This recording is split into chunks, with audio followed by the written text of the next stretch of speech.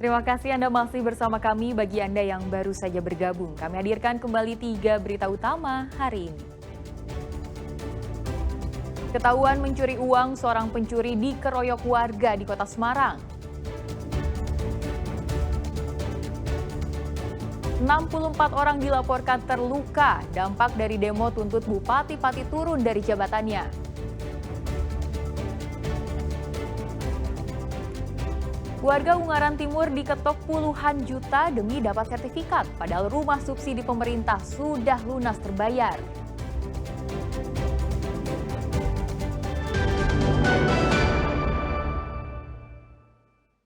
Posko penggalangan donasi di area kantor Bupati Pati telah sepi, tidak ada aktivitas. Meski demo telah usai, sejumlah mobil polisi dan water cannon masih disiagakan.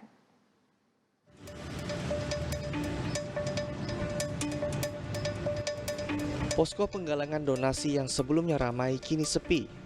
Usai demo besar-besaran pada Rabu kemarin hanya terlihat mobil yang terparkir. Petugas kebersihan mulai membersihkan sampah sisa-sisa unjuk rasa yang menumpuk di kawasan alun-alun Pati dan juga di halaman pendopo.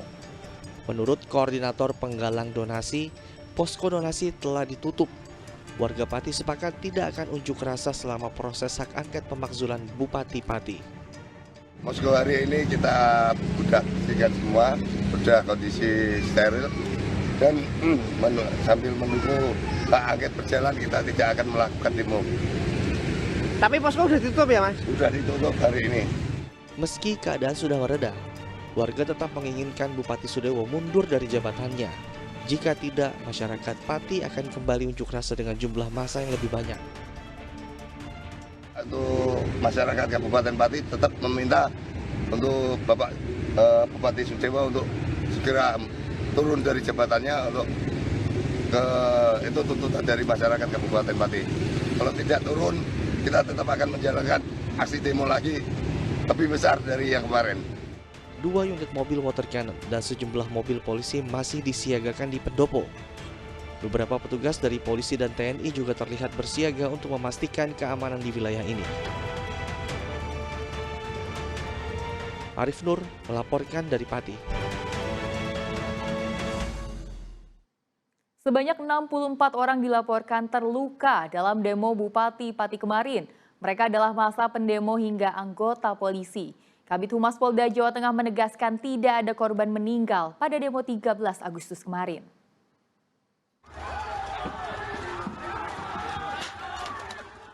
Sejumlah aparat kepolisian jadi bulan-bulanan pendemo yang tersulut emosi dalam aksi protes Bupati Pati Rabu kemarin. Massa lain mencoba mengamankan anggota polisi ke lokasi lain. Selain aparat, massa pendemo juga jadi korban. Ada yang terluka hingga tak sadarkan diri dampak dari gas air mata. Data Dinas Kesehatan Kabupaten Pati per Rabu kemarin ada 64 orang terluka. Soal isu adanya warga yang tewas dalam demo 13 Agustus kemarin ditepis Kabid Humas Polda Jawa Tengah. Kurang lebih ada 7 dari anggota Polri ya, 7 atau mungkin bisa lebih. Kemudian saat ini karena sementara datanya dan sisanya dari masyarakat. Rata-rata lukanya ada luka dari lebam, kemudian luka bocor kepala atau luka kepala, robek kulit karena aksi anarkisme. Kabar meninggal ya? Untuk kabar meninggal tersebut, ya kami sudah mengkonfirmasi dan saat ini sedang mengkonfirmasi tentang informasi ada masyarakat yang meninggal akibat aksi unjuk rasa anarkisme. Dan sampai saat ini, sampai sore hari ini, hasil penelusuran dari kita dari kepolisian nihil ada.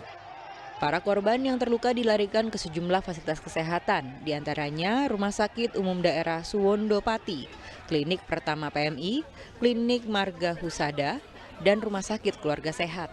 Sebagian besar jalani rawat jalan, sementara kurang dari 10 orang jalani perawatan intensif. Arif Nur melaporkan dari Pati.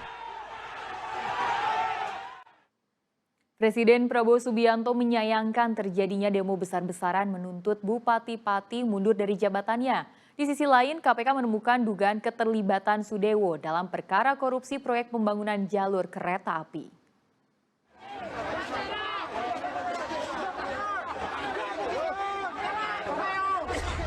Aksi unjuk rasa menuntut Bupati Pati Jawa Tengah Sudewo mundur dari jabatannya berlangsung ricuh.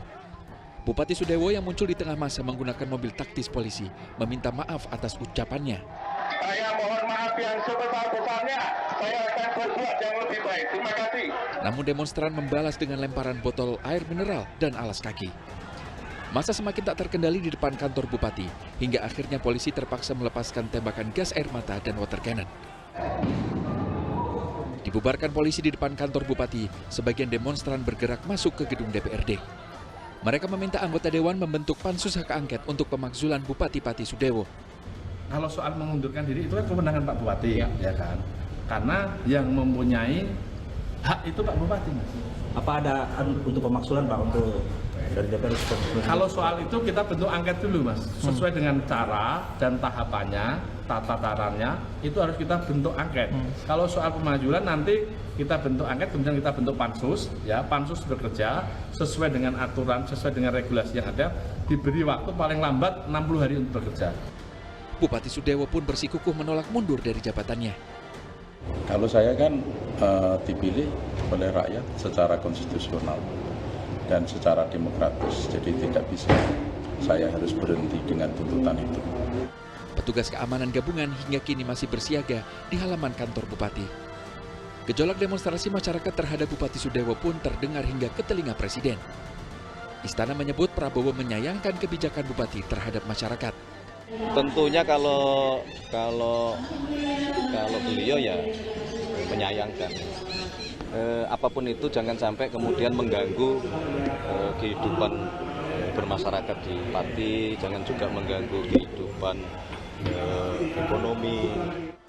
Di sisi lain, KPK mengungkap Bupati Sudewo yang tercatat memiliki kekayaan hingga 31,5 miliar rupiah, diduga menerima aliran dana korupsi proyek pembangunan jalur kereta api.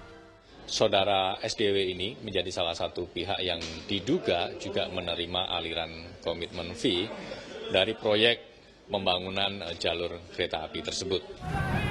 Sosok Bupati Sudewo menjadi sorotan setelah memunculkan kebijakan menaikkan pajak PBB sebesar 250% dan menantang warga Pati yang tak terima dengan kenaikan itu untuk demo besar-besaran. Tim Liputan melaporkan. Kepala Kantor Komunikasi Kepresidenan Hasan Nasbi merespon tudingan soal kericuhan di Pati karena efek kebijakan efisiensi pemerintah pusat.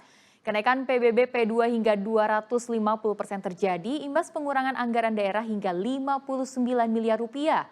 Namun Hasan nilai pandangan itu prematur. Kami menganggap ini sebuah tanggapan yang prematur. Ya, teman-teman, efisiensi di awal tahun 2025 itu tidak hanya untuk satu kabupaten kota. Tidak hanya untuk 2 kabupaten kota, tapi untuk 500-an kabupaten kota. Jadi kalau ada kejadian spesifik, satu kejadian, seperti yang terjadi di Pati, ini adalah murni dinamika lokal. Ya, kalau kita bicara ini adalah efek kejadian, efek dari kebijakan pemerintah pusat, maka kita harus bicara dalam konteks 500-an kabupaten kota.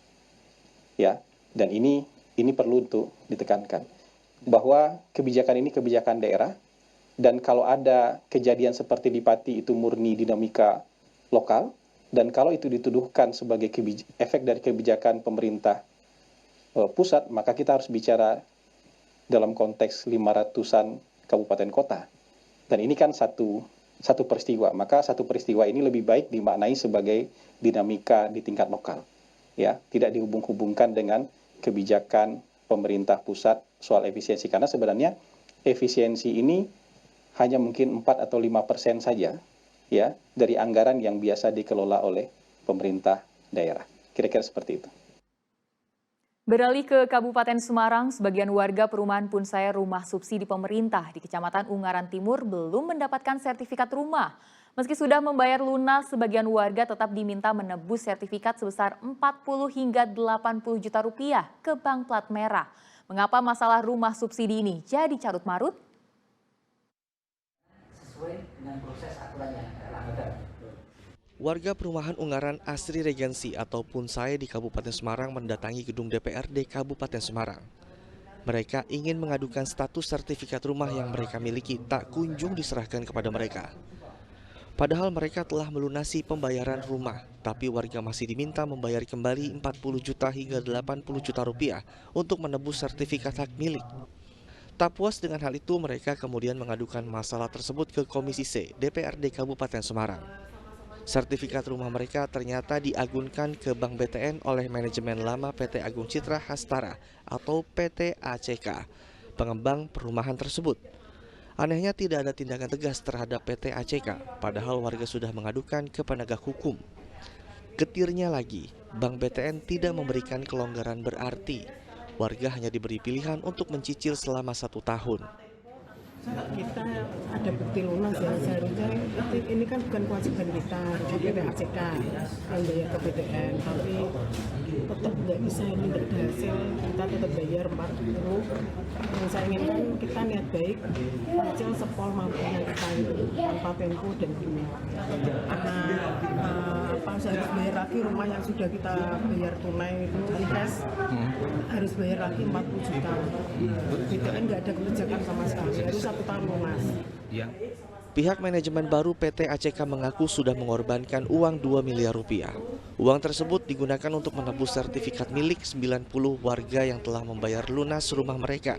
Ini terkait dengan nilai tebus itu yang 1,5 miliar kami untuk menomboi dari para konsumen, yang sekitar selebihnya itu adalah untuk kaitan dengan PPATB.